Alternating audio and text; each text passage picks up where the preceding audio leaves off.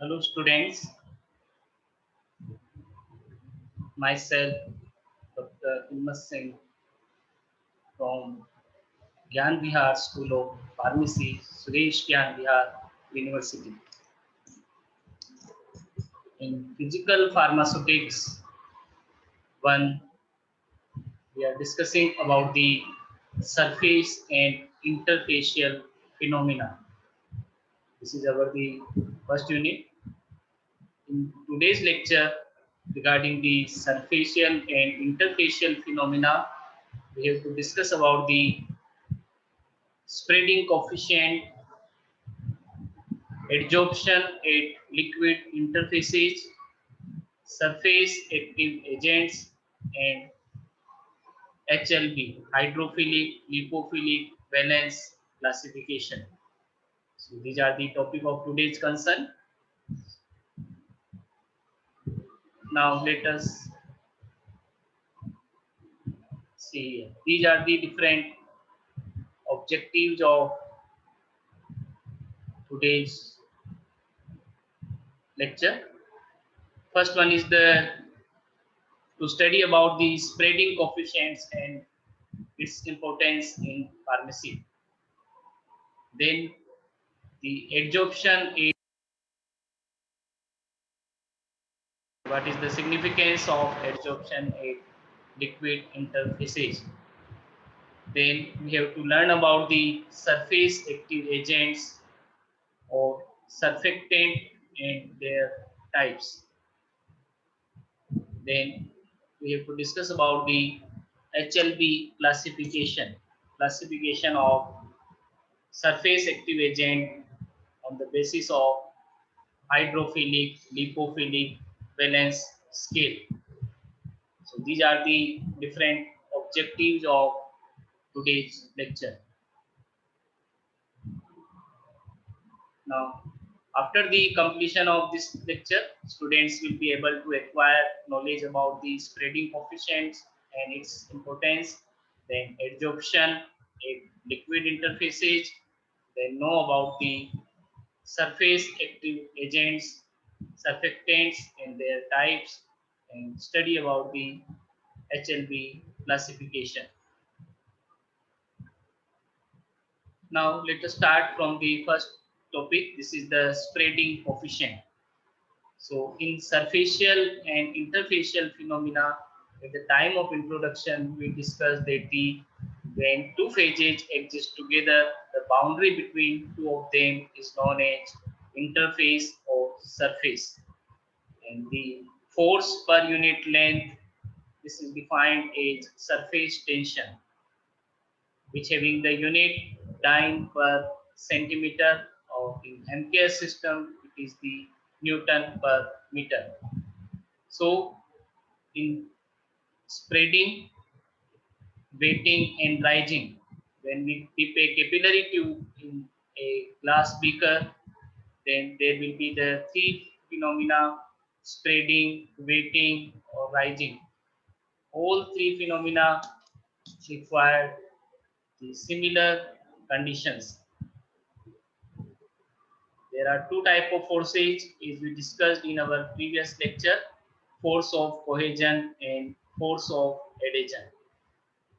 The force between the like molecules is known as cohesive force, and the force between unlike molecule, this is known as force of adhesion. So when the force of cohesion is greater than the force of cohesion, then there will be wetting of the liquid, wetting of the wetting mechanisms can be done, spreading mechanisms can be done, and rising of the liquid in capillary tube can be done. So all three mechanisms require one condition, that that is force of adhesion should be greater than force of cohesion. Means the force between the like molecules should be greater than the force between the force between the like molecules should be lesser than the force between the unlike molecules. So in terms of spreading coefficient, when a liquid such as oleic acid is placed on the surface of the other liquid like water, what will happen? It will spread as a film if the adhesion force is greater than the force of cohesion. So when we consider a case of oleic acid and water, so when a liquid such as oleic acid is placed on the surface of the other liquid like water, it will spread as a film if the condition is followed that the force of adhesion is greater than the force of cohesion. The term film applies to a duplex film as opposed to the monomolecular film. And duplex films are sufficiently thick so that the surface and interface are independent of one another. So when the force of adhesion is greater than the force of cohesion, then there will be the spreading mechanisms or spreading can be occurred. So you can see the diagram here where the oleic acid is placed on the surface of other liquid like water. Then mathematically when we find out or when we determine the spreading coefficient, we assume these different cylinders. Cylinder A where the L and S symbol is given here. You can see in this slide where S represents the sublayer liquid and L represents the spreading liquid. For example, when we consider the oleic acid and water, so oleic acid will be the spreading liquid and S will be the sublayer liquid, will be the water liquid. And the interfacial tension between both of the liquid can be represented in terms of gamma SL. Interfacial tension between the sublayer liquid and spreading liquid can be expressed by symbol gamma SL. And when we break this sublayer liquid and spreading liquid cylinder in two parts, one part will be contained the sublayer liquid and another will be contained in the sub spreading liquid. And the surface tension of individual liquid can be represented like gamma L for spreading liquid and gamma S for sublayer liquid. Cross sectional area is 1 square centimeter for each cylinder. Similarly, in second case, when there are one liquid and divide into two parts, then there will be no interfacial tension because the liquid is one. So the surface tension or interfacial tension after dividing the cylinder into two parts can be represented by gamma L. And the cross sectional area is again 1 square centimeter. Now let us see how can we determine the value of spreading coefficient.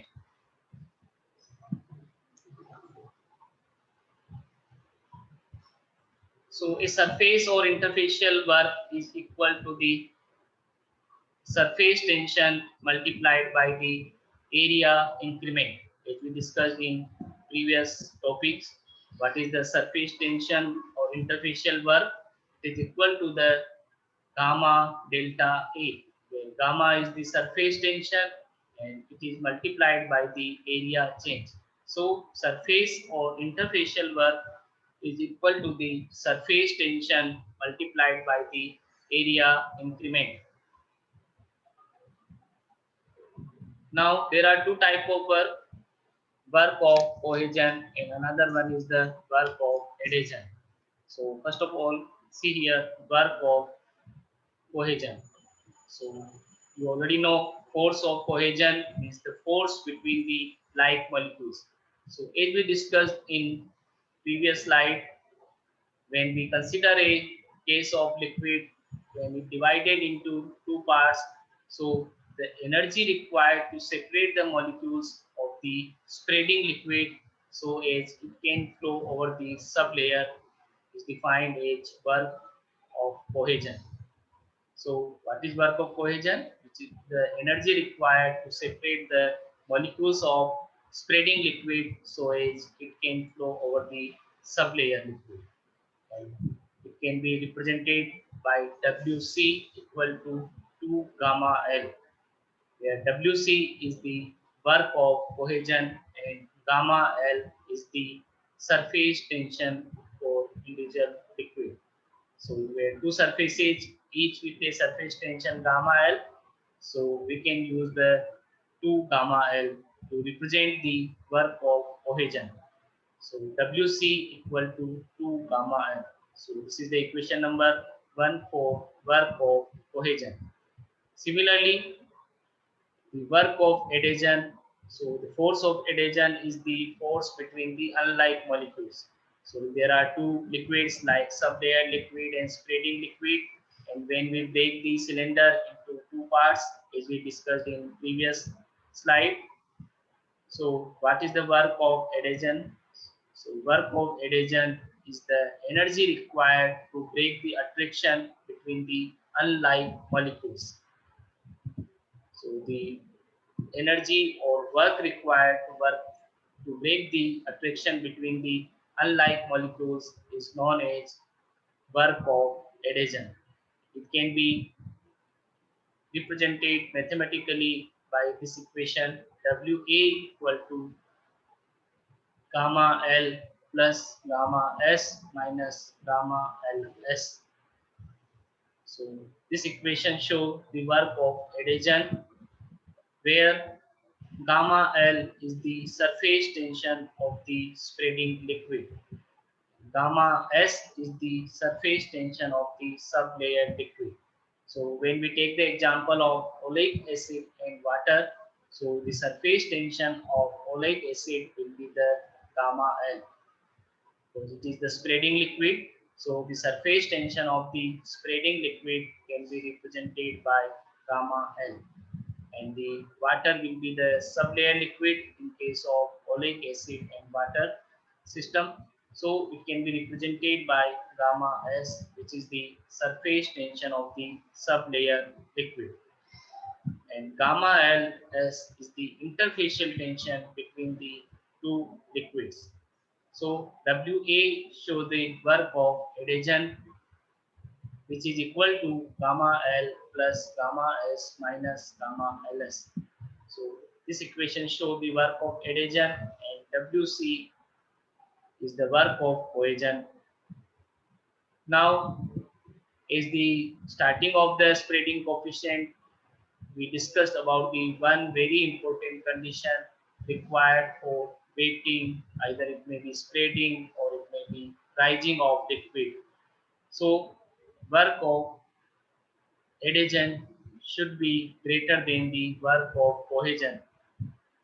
So spreading, rising, wetting follow the similar conditions. When the work of adhesion is greater than work of cohesion, means when the value of WA is greater than WC or WA minus WC is greater than 0, means when the work of adhesion is greater than the work of cohesion, then spreading occurs.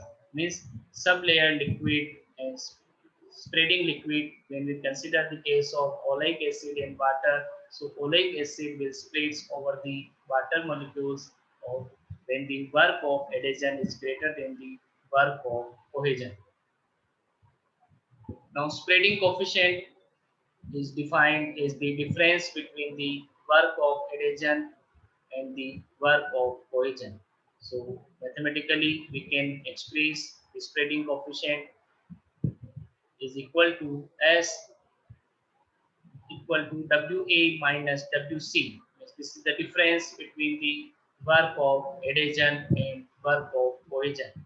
And when we put the values of WA and WC as defined in previous slide, so gamma L plus gamma S minus gamma LS, where gamma L is the surface tension of spreading liquid, gamma S is the surface tension of sublayer liquid, and gamma LS is the interfacial tension of spreading and sublayer liquid.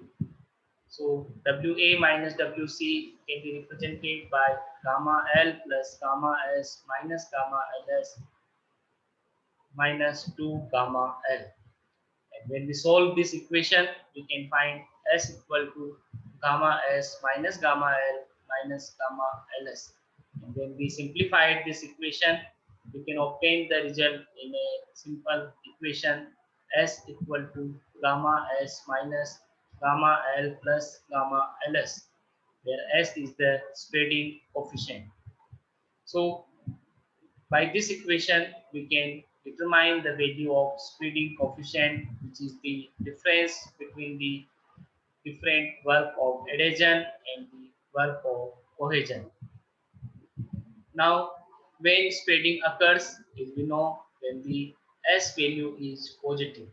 So S is spreading coefficient, and when the value of spreading coefficient, which is denoted by capital S, is positive, then spreading phenomena can be occur. So spreading occurs when the surface tension of the sublayer liquid is greater than the sum of the surface tension of the spreading liquid and the interfacial tension between the sublayer and the spreading liquid. So mathematically, when the value of gamma s is greater than the value of summation of gamma l plus gamma ls, then s will be the positive. So spreading occurs when the surface tension of the sublayer liquid is more than the sum of the surface tension of spreading liquid and interfacial tension between the sublayer and spreading liquid. And if the value of gamma L plus gamma Ls is larger than gamma S is the surface tension of sublayer liquid. So when the sum of the surface tension of spreading liquid and the interfacial tension between the sublayer liquid and spreading liquid is more than the surface tension of sublayer liquid, then S will be the negative. And the substance forms globules or a floating lens and fails to spread over the surface. So for spreading, the value of spreading coefficient required, it should be positive. And if the value is negative, then it will fail to spread over the surface. So if gamma L plus gamma Ls is larger than gamma S, the substance form globules or a floating lens and fails to spread over the surface. It can be easily understood by the example of such a case as mineral oil and water. So when we put the mineral oil on water, it fails to spread over the surface of the water. So because of the value of S is negative, and because of the surface tension of spreading liquid plus interfacial tension between the sublayer liquid and spreading liquid is larger than the surface tension of sublayer liquid, so it will be negative, and the substance form globules or floating lens and fails to spread over the surface of another liquid. In practice, when two immiscible liquids are placed in contact, the bulk liquid eventually will become mutually saturated. This will change the values of the surface and interfacial tensions. Therefore, the spreading coefficient, which can be denoted by capital S, may be reduced or may even become negative. So this means although initial spreading of the material may occur on the liquid, it can be followed by coalescence of the excess material into a lens if spreading coefficient becomes negative. So what is the meaning of this sentence? It means the spreading coefficient may be reduced or even may become negative after the some time. So initial spreading may be positive, but after some time it can be followed by aggregation of the excess material or coalescence of the excess material into a lens form, and if the spreading coefficient becomes negative. Now, after the discussion of spreading coefficient, we can try to solve this numerical. The numerical is given as if the surface tension of water, which is represented by gamma S, is 72.8 dynes per centimeter, 820 degrees centigrade. The temperature is given as 20 degrees centigrade. So the temperature having crucial role regarding the surface tensions. Always mention the temperature when we are expressing the results of surface tension of a particular substance. So the surface tension of water is given as 72.8 dyne per centimeter at 20 degrees centigrade. The surface tension of benzene, gamma L. Gamma S is the sublayer liquid and gamma L is the spreading liquid, is 28.9 dynes per centimeter.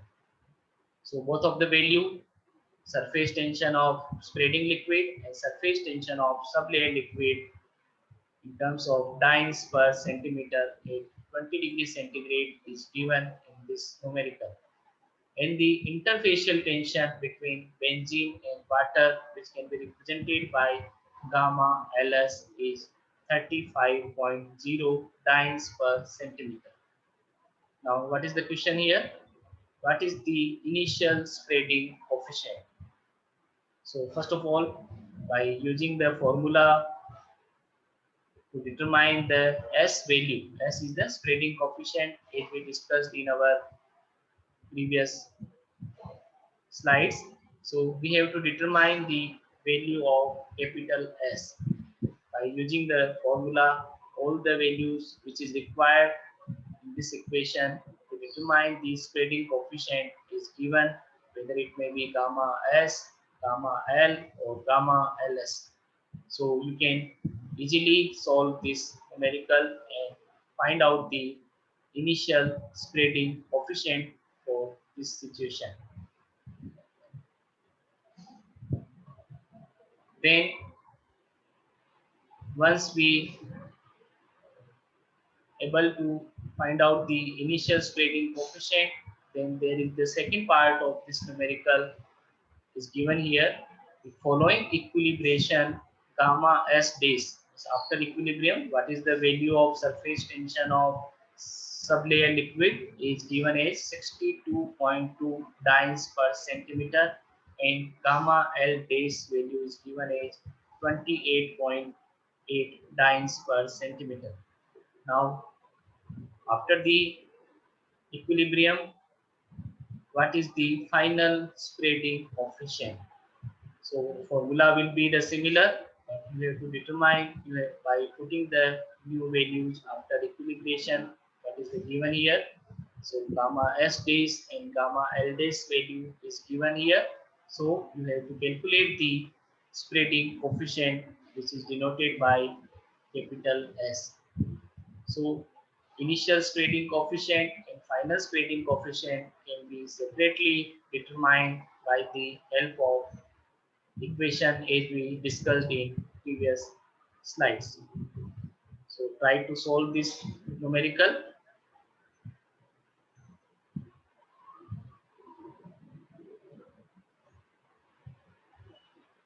Then you can find that the S value will be initial spreading coefficient value will be 8.9 dynes per centimeter, or it can be written as 8.9 ergs per square centimeter. And after equilibrium, final spreading coefficient, when we put the values of different sublayer liquid and spreading liquids, interfacial tension and surface tension, then you can find the minus 1.6 dynes per centimeter. So this is very simple numerical, which is based on equation for spreading coefficient. Now factors affecting spreading coefficient. So in case of spreading coefficient, there are so many factors, but some important factors are discussed here. First one is the molecular structure. So if the greater the polarity of the molecule, the more positive S is given as ethyl alcohol or ethanol and propionic acid. So the greater the polarity of the molecule, greater will be the S value. S means spreading coefficient. So polarity is one of the factor which affects the spreading coefficient. And the example is given here, ethanol and propionic acid. Second one is the non-polar substances is liquid petroleum, a negative S value. It fails to spread on water.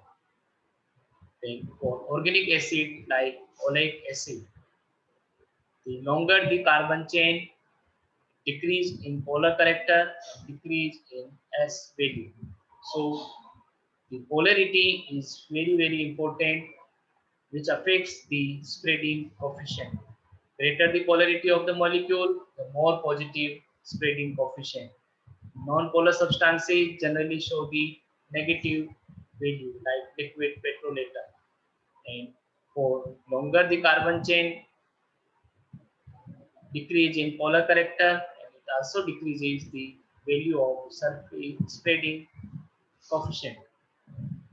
Some oils can spread over water because they contain polar groups as COOH, carboxyl group, and hydroxyl group like OH. So molecular structure is very important, which affects the value of spreading coefficient. So we can understand the molecular structure, its effects on the spreading coefficient by different examples as we discussed. Now, second very important factor is the cohesive forces. So you already know cohesive forces as we discussed the force between the similar molecules or like molecules. So why benzene spreads over water? So the answer is given here. Benzene spreads on water not because of its polarity, but because the cohesive force between its molecules are much weaker than the adhesion for water. So if it is asked in examination why benzene spreads over water, so the answer is given here. Benzene spreads on water not because of its polarity, but because of the cohesive force is lesser than the force of adhesion for water.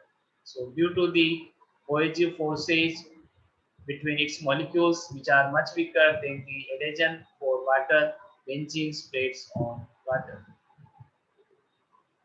Now, applications of spreading coefficient in pharmacy. So there are some applications given here. The requirement of film coats to be spreaded over the tablet surfaces. So when we go through the coating of tablets, this is the first requirement that the film coats should be spreaded over the tablet surfaces. Then the requirement of lotions with mineral oils to spread on the skin by the addition of surfactant. But until and unless the lotion is sprayed over the skin, then it cannot capable to produce the pharmacological effect. So these are the some of the applications of spreading coefficient. Now, after the discussion of spreading coefficient, the second topic of today's lecture is adsorption at liquid interfaces. Now, there are two terms before starting the adsorption at liquid interfaces. We can discuss two terms. One is the adsorption and second one is the absorption. So don't confuse between adsorption and absorption. First one, adsorption, it is a superficial phenomena or it is a surface effect. Very common example, concentration of alkylate molecule on the surface of clay. So like the charcoal, like the clay, these are known as adsorbent, and the material which adsorb on the surface of adsorbent is known as adsorbate. All phenomena is known as adsorption. So it is a superficial effect, adsorption. Now the second term, this is given here, absorption. So it is related with the pharmacokinetics, where the drug can drug can absorb, then distribute, metabolize, and then excrete. So absorption is different from adsorption. Example of absorption is given here. Gas or liquid penetrates into the capillary spaces of absorbing medium. The taking of the water by a sponge is also known as absorption. So when the material penetrates into the capillary spaces of absorbing medium, it will be the example of absorption.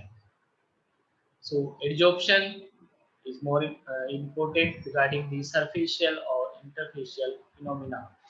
Now the adsorption may be three types: positive adsorption, negative adsorption, and then we have to discuss about the surface active agents.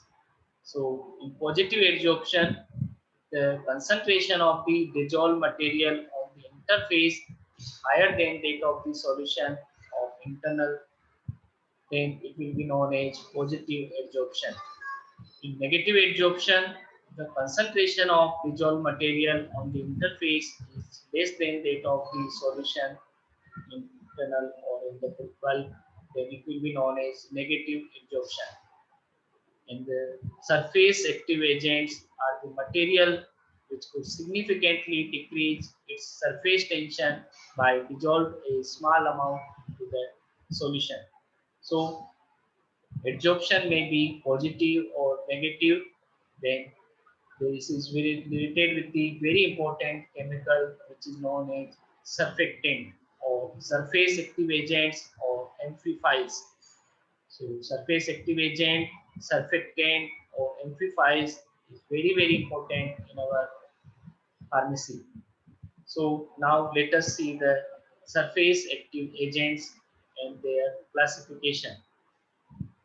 So surface active agents, which is also called as surfactants or surface active agents, are the compounds that lower the surface tension or interfacial tension between two liquids or between a liquid and a solid.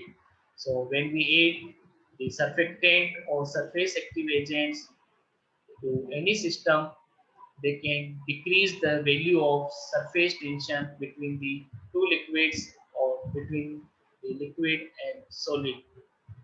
Surfactant includes the detergents, wetting agents, emulsifiers, foaming agents, and dispersants.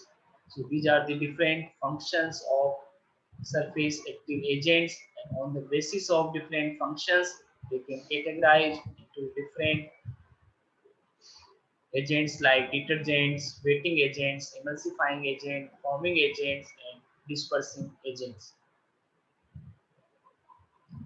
Now, when we go through the structure of surface active agents, so surfactants are organic amphiphilic compounds containing two parts. One is the lyophilic portion, another one is the lyophobic part. So these are the known as amphiphilic compounds. Amphi means both, philic means affection. They having the attraction or affection towards the polar part or polar solvent as well as the non-polar solvent. So like dissolves like, because of the structure of surfactants, the polar part will dissolve in polar compounds or polar solvents, and non-polar part of surface active agents will dissolve in non-polar solvent. So they having the polar portion as well as the non-polar portion in one structure. So usually the solvent is water. Thus the two parts are usually termed as hydrophilic part or water soluble phase, which is anionic, cationic, amphoteric, or non-ionic. So it is also called as polar head.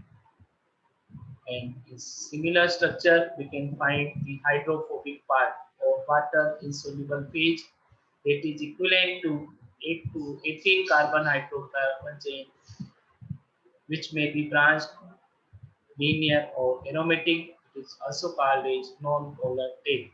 So when we go through the structure of surface active agents, they can show the polar head as well as the non-polar tail in one structure. So you can go through the example of the sodium chlorine sulfate here. So surface active agent or surfactant molecule is depicted schematically as a cylinder representing the hydrocarbon portion, which is hydrophobic in nature, with a sphere which representing the polar group attached at one end. And the polar group is the hydrophilic in nature. So when we take the example of sodium lauryl sulfate, you can see the hydrocarbon portion as well as the polar group attached at one end. Hydrocarbon chains are straight because rotation around carbon-carbon bond bends, coils and twists them. You can see the structure of sodium lauryl sulfate molecule here. So surface active agent, these are the molecules and ions that are adsorbed at interface of surfaces. So they are termed as surface active agents or surfactants or amplifiers.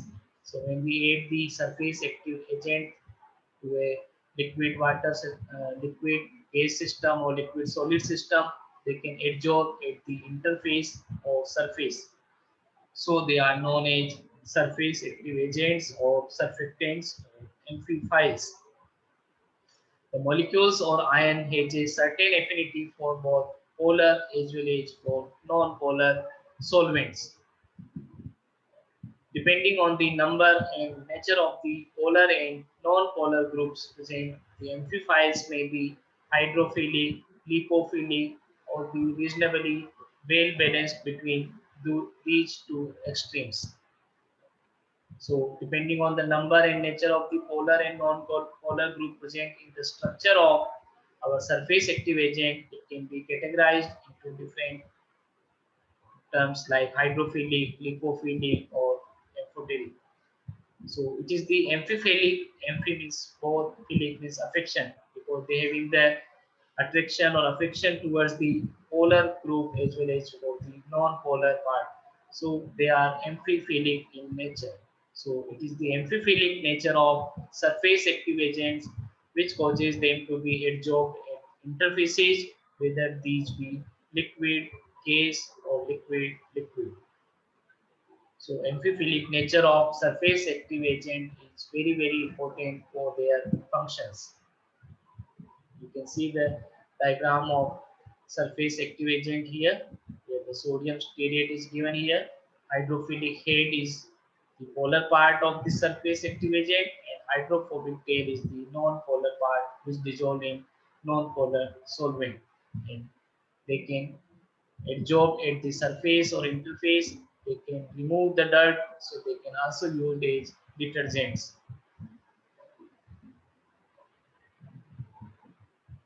Now, mode of action of these surfactants.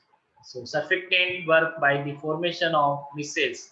So, micelles are loose aggregation or which are aggregates formed by surfactant monomers with hydrophobic tails or towards the center around suspended material and hydrophilic head towards water. So, like like the orientation of surfactant molecules will be based on the different hydrophilic as well as the hydrophobic part. So surfactant work by the formation of aggregates which is known as micelles. The hydrophilic ends associate with the neighboring molecules and form a protective coating around suspended material. This suspension so formed results in the action of surfactant. So hydrophilic end, which is the may be polar in nature, associate with the neighboring molecules and form a protective coating around the suspended material. This suspension so formed result in the action of surfactant. Now the stability of the suspension so formed depends on the particle size as well as the density of suspended material. You can see the mode of action by this diagram also. Surfactant material which can be oriented depending on the nature of dispersion medium. So the polar part will dissolve or orientate towards the polar solvent and non-polar tail will be oriented towards plus the non-polar solvent. So light dissolves light. This is the simple mode of action of surface active agent. Now, when we go to the classification of surface active agents, surfactants are classified according to the polar head groups agent. So, as per the classification based on the different groups, polar head groups present, we can classify into two classes. One is the ionic and non-ionic surfactant. Ionic surfactant, they can be further classified into three parts. One is the cationic surfactant, anionic surfactant, and amphoteric. The second class is non-ionic surfactant. Now, ionic surfactant. So, ionic surfactant are the ions which have a net charge in their head group. They are further divided into three classes. One is the anionic surfactant. Very common example of surface active agents are anionic surfactants. The head has negatively charged group due to the presence of groups like sulfate, sulfonate, phosphate, and carboxylate. The examples include alkyl sulfates like sodium chloryl sulfate, which is very common example of anionic surfactant. Alkyl carboxylates like sodium stearate, perfluorobutane sulfonate, PFBS, etc. Anionic surfactants are widely used as foaming agent in different formulations of pharmaceutical preparations. The second important category is the cationic surfactant. The head has positively charged group due to the presence of groups like primary, secondary, or tertiary amine or quaternary ammonium cations. The examples include alkyl trimethyl ammonium salts like cetyl trimethyl ammonium bromide, which can be represented by CTAP, cetyl pyridinium chloride CPC, and bench ethonium chloride BFC. Another example of cationic surfactant is the bench ethonium chloride. So quaternary ammonium compounds are a very good example of cationic surfactant. And due to their toxicity, they are used in very less amount in preparations. Generally, they are used as antimicrobial or anti-infective agent.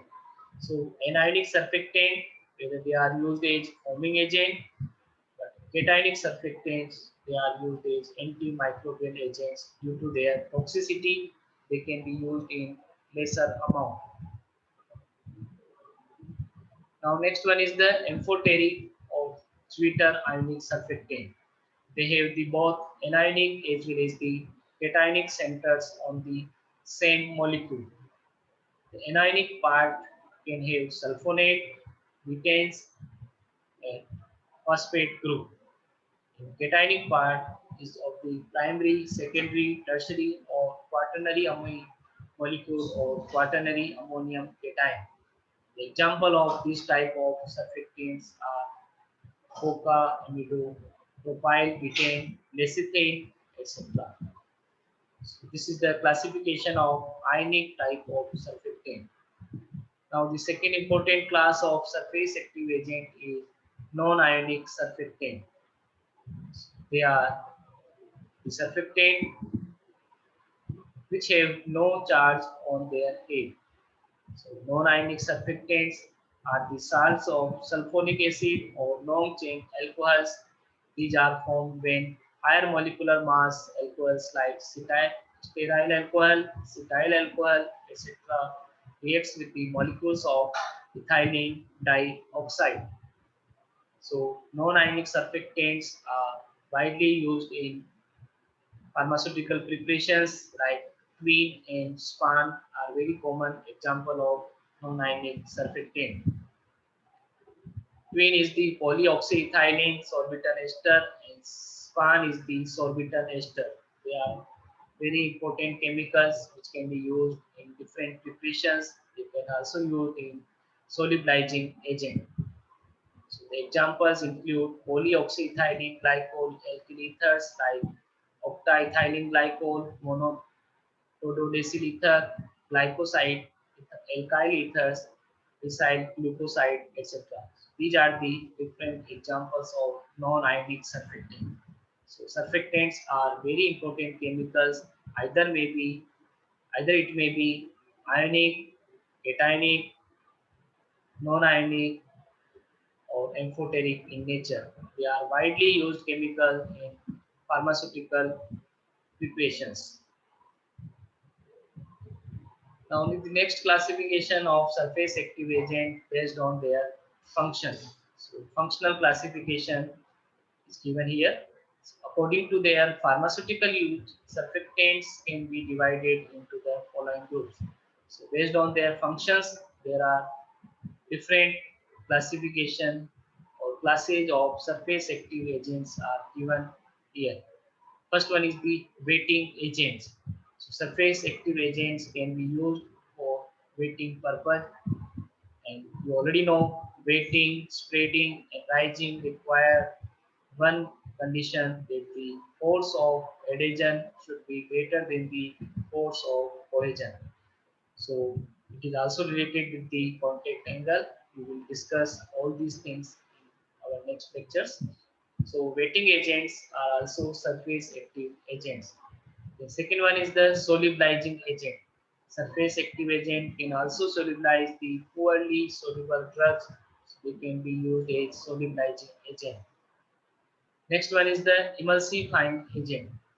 So because of the emulsions having two immiscible liquids, so we have to add the external chemical which can be used to mix the both of the immiscible phases, and we can obtain a good emulsion. So emulsifying agents are also surface active agent. The next function of surface active agent is the dispersing agent, suspending agent, and deflocculating agent.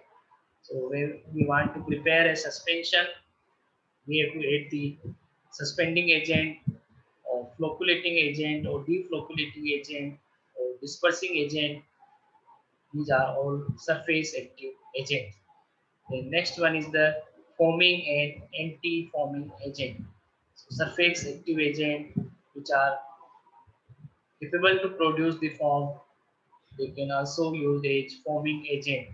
A very common example of foaming agents are anionic surfactants like SLS, sodium lauryl sulfate, which can be widely used for foaming purpose. So foaming and anti-foaming agent is the another function of surface active agent. Next one is the detergents. So detergents are the chemicals which clean the surface, which remove the dirt, which also provide the shining to the surface. So these are the detergents.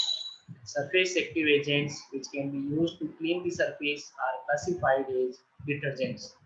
So these are the different functional classifications of surface active agents. Now, after the discussion of surface active agent, now let us see the introduction of hydrophilic lipophilic balance. So it is also known as HLB, hydrophilic lipophilic balance. So there is a scale is given here. So this scale is the arbitrary scale which is given by the scientist Griffin. So Griffin gives the HLB scale, which is the arbitrary scale having the point 0 to 20. So what is hydrophilic lipophilic balance? So a scale showing classification of surfactant function on the basis of HLB values of surfactant. This is known as HLB scale. And in this scale, higher the HLB of the surfactant, it shows the higher will be the hydrophilicity. So higher value of the HLB scale indicates that our compound or substance is hydrophilic in nature. Like the spans with low hydrophilic lipophilic balance value are lipophilic in nature, whereas the twins with high HLB value are hydrophilic. You can find the different surface active agents on the basis of their HLB value. Like most forming and anti-forming agent having HLB value between 0 to 3, whereas the wetting and spreading agents having HLB value between 7 to 9, and detergents having HLB value between 13 to 16. So solubilizing agent having HLB value more than 15. So if the HLB values are less, then it can be classified as lipophilic surfactant. Or if the HLB value is more, then it can be classified as hydrophilic surfactant. So it is a scale which is given by the Griffin to classify the surface active agent based on the hydrophilic lipophilic valence value. And different functions of surface active agents can be separated out with the help of HLB scale. You can see the diagram of this HLB scale. Now these are the different references of today's lecture. So when we summarize our today's lecture, we can we can understand the different aspects of spreading coefficient, what is spreading coefficient, then what are the equation for determination of spreading coefficient, then what is the S positive means what is the positive spreading coefficient, what is the negative spreading coefficient, then we discussed about the factors affecting spreading coefficient, and then lastly we discussed about the applications of spreading coefficient in pharmacy. In second part of our today's lecture, we discussed about the adsorption at liquid interfaces. We discussed about the adsorption phenomena. Then discussed about the surface active agent molecules. Then classification of surface active agents was discussed. Then the functional classification, or based on the different functions, we classify the surface active agents. Then lastly, we discussed about the introductory part of hydrophilic, lipophilic valence scale and classified the different surface active agent on the basis of hydrophilic, lipophilic valence value. So these are the different important topics of today's lecture. These are the different references given in these slides. You can go through the standard book for physical pharmacy, which is the Alfred Martin, and you can go through the another references for understanding of today's lecture, which is given in this slide. Now, after the references, now let us see the different questions which is related with the today's lecture. The first question is given here: benzene spreads over water not because of its polarity but due to A option is given here. Cohesive force between benzene molecule is less than the adhesive force between benzene and water molecules. Second one is the cohesive force between benzene molecules is greater than adhesive force between benzene and water molecules. C option is given in this question. Angle of contact is less than 90 degree. And D option is given in this question is cohesive force between benzene molecules is equal to adhesive force between benzene and water molecules. So we already discussed about the why benzene spreads over the water in case of factors affecting spreading coefficient. So please go through the factors affecting spreading coefficient and find out the answer of this question. Now the second one is the mercury does not weight glass, wood, or iron. So we already discussed about the what is the condition required for weighting in our today's discussion. So we have to find out the answer of this question where the options are given like cohesive force is less than adhesive force. The option is given here cohesive force is greater than adhesive force. Angle of contact is less than 90 degree and cohesive force is equal to adhesive force. So you can find out the suitable answer by reading the today by find out the different conditions which is required for weighting. The next question is given here. Surface tension of liquid is independent of the. So as we discussed about the different factors which affect the surface tension. So is the temperature of the liquid, area of the liquid surface, whether it may be nature of the liquid or impurities present in the liquid. So surface tension of liquid is independent of the which option. So you can give the answer here. The next question is the what is the main result of adding surfactant into a liquid composed of two immiscible phases such as oil and water? So at the time of surface active agent, we already discussed in very detail about the function of surfactant. So you can give the answer of this question. The options are given here. Reduction in the interfacial tension between the phases, increase in the interfacial tension between the phases, catalyzation of a chemical reaction between the phases, or nothing happens. So in A, B, C, D options, you have to choose the correct option for this question as we discussed in our today's lecture. Now, some of the short answer type of questions or questions based on the logic, like they give the classification of surfactant. You have to classify the surfactant on the basis of different criteria. Then, what is the role of surfactant in pharmaceutical industries, as we discussed our lecture. Then, its spreading coefficient is important in formulation of pharmaceutical products. Then, give the use of cationic surfactants, as we discussed in our today's lecture. Like the benzyl ammonium chloride is the one of the example of cationic surfactant. And what is twin and span? So these are the some of the questions which is related with the quiz section of today's lecture. So please find out the answers of these questions. So thank you. Now